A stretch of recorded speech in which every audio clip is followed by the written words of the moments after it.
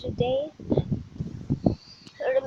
We just built this thing, but I made one mistake, so I'm gonna teach you how to fix it.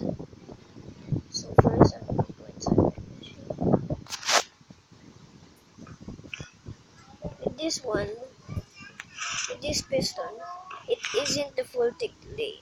It just you need to click it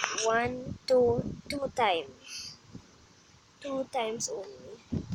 So that's all. So I just wanted to point that out, but I don't want you guys to have something wrong. So look. Oh yeah, the other side is powered. So that's all I wanted to show. I know this.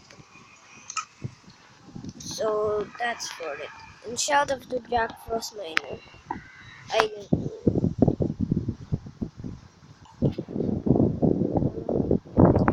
Anyways, bye.